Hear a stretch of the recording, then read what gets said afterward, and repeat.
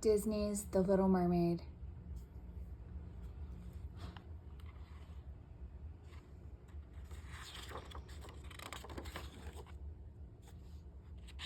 Disney's The Little Mermaid.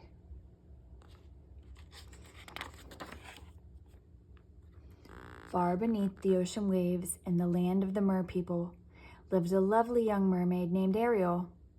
Her home was an undersea palace. Although it was quite magnificent, she hardly ever spent time there. She preferred to go exploring with her little friend Flounder the fish. Ariel loved to collect objects from the world above the sea. She and Flounder would swim in and out of sunken ships, picking up whatever caught the little mermaid's fancy.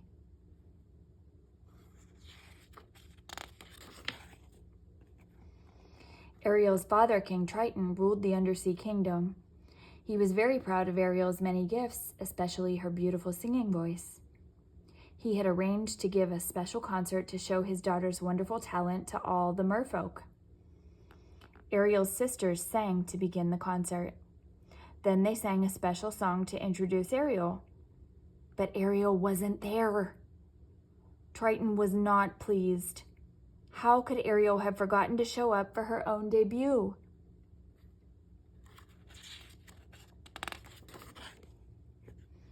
As usual, Ariel was off exploring. She had found a sunken ship to play in and had forgotten all about the concert. By the time she returned home, the guests had left. Triton was so angry that he ordered Sebastian, a crab who was his court composer, to follow Ariel and to keep her out of trouble. Later that day, Ariel slipped away again, with Sebastian following close behind. She hadn't gone far when a huge shadow darkened the waters above. "It's a ship," she gasped with delight.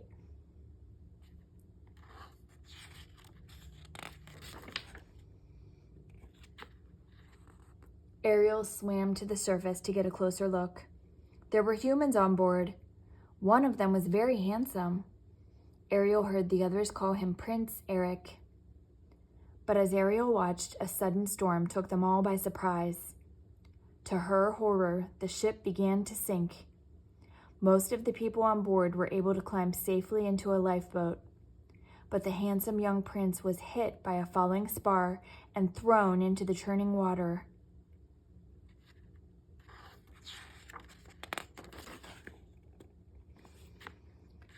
Ariel knew that humans could not live under the sea. She had to save the unconscious prince. There was no time to lose. She darted through the waves to the prince as her friend Scuttle watched anxiously.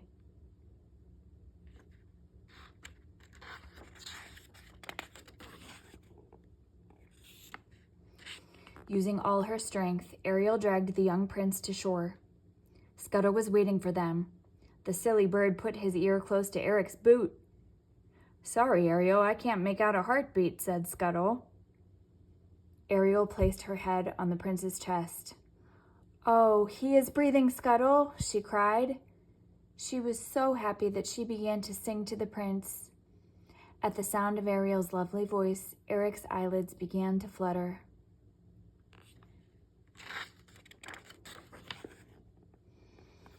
"He's going to be all right," Ariel said gratefully. "Now I'd better get back before Father finds out I've left." When the prince opened his eyes, all he saw was his faithful dog Max running up to him. Ariel returned home, but she couldn't forget the human prince. As she sat thinking about him, two evil eels named Flotsam and Jetsam watched her with their cunning eyes.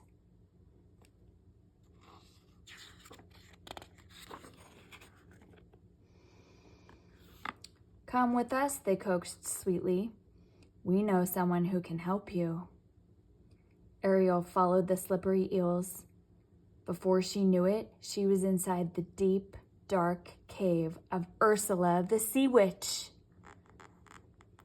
Ursula knew how much Ariel missed Eric. She told the young mermaid that she could help her visit him for a price.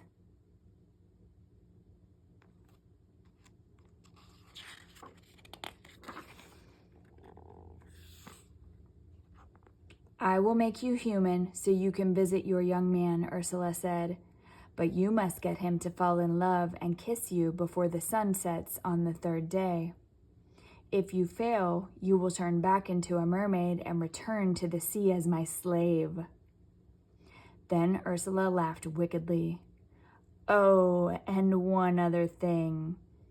You must leave your voice with me. Poor Ariel. She would have done anything to see the young prince again, so she signed the agreement. Then the evil witch locked Ariel's beautiful voice inside a magic seashell that she wore around her neck.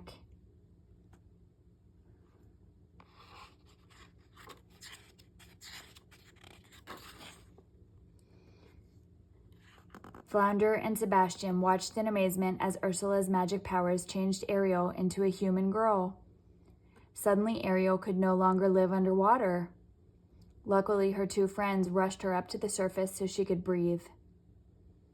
Ursula cackled with glee. She intended to make sure Ariel did not get her kiss. Once Ariel was safe on the beach, Scuttle said, "There's something different about you, Ariel. I just can't put my foot on it."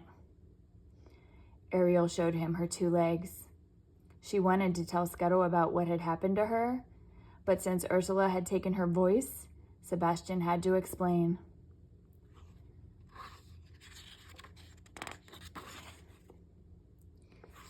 When Ariel tried to stand, she found that balancing on her new legs was harder than it looked. "You can do it," said Scuttle. "Just watch me." Sebastian shook his head in disbelief. How am I going to tell the king about this? He wondered. Meanwhile, Eric had not forgotten about the girl who had saved his life. Although he hadn't seen her, he had fallen in love with her wonderful voice. Eric would have given his entire kingdom to find her. Then, as he was walking with Max, he saw Ariel on the beach. "Have we met before?" Eric asked, his heart skipping a beat. But his hopes were soon dashed when he found that Ariel could not speak. She can't be the one, he thought.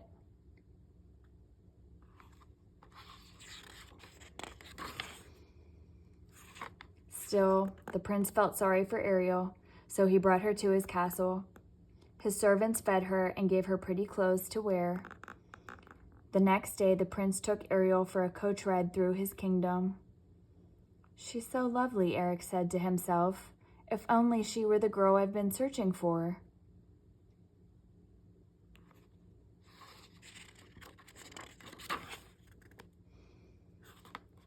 The next day, the prince took Ariel for a boat ride. "There isn't much time," thought Ariel. "If he doesn't kiss me soon, I will become Ursula's slave." Although Ariel didn't know it, the prince was falling in love and was just about to kiss her. But Flotsam and Jetsam had been watching them. They tipped the boat over and sent the young couple tumbling into the water before Ariel could get her kiss.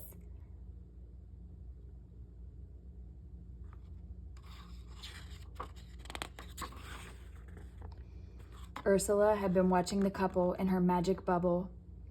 She decided to trick Eric so Ariel would never get her kiss. The witch transformed herself into a beautiful girl. With Ariel's voice locked inside the seashell necklace, Ursula would sound just like Eric's true love.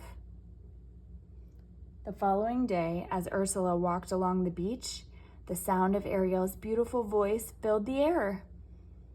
Eric could hardly believe his ears. The girl who had saved his life had finally come back to him. Quickly, the sea witch put a spell on Eric, and he decided to marry her right away.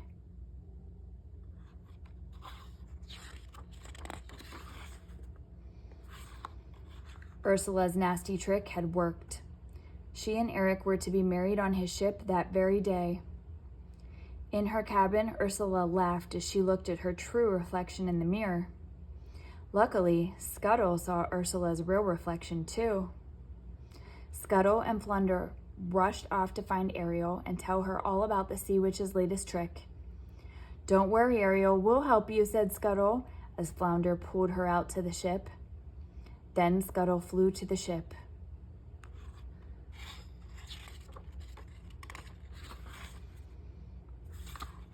With the help of sea lions, pelicans, and other birds, Scuttle stopped the wedding.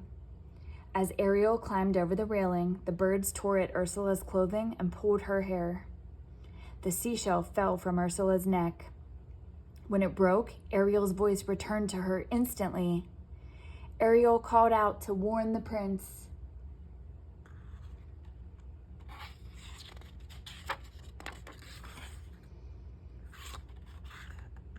Then Eric knew he had been tricked, but time had run out. The sun had started to set, and Ariel was already turning back into a mermaid. "You belong to me now," gloated Ursula, who had turned back into her mean, ugly self. She grabbed Ariel and slithered into the sea. But Eric was not about to let Ariel slip away this time. Grabbing a harpoon, he dived into the sea and hurled it at the sea witch.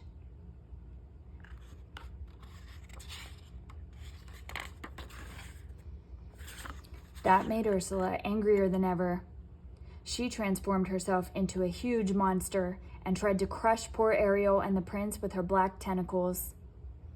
Eric clutched the little mermaid to him, trying to protect her from the witch's fury.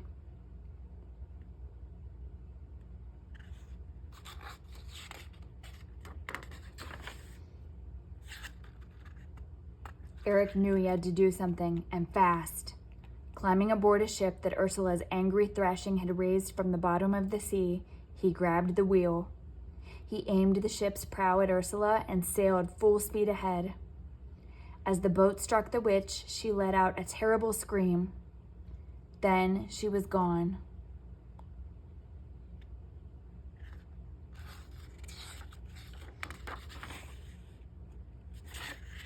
Everyone was glad the sea witch was gone, but Ariel was still unhappy. Even Triton could see that his daughter was truly in love. So, using his magic powers, he granted Ariel her dearest wish. He made her human again. Triton watched as Eric and Ariel walked back to the castle. "I'm going to miss her," King Triton said to Sebastian, "but I know they'll be happy." Soon after that, Eric and Ariel were married in a splendid shipboard wedding with all the merpeople looking on. And just as King Triton had predicted, they lived happily ever after.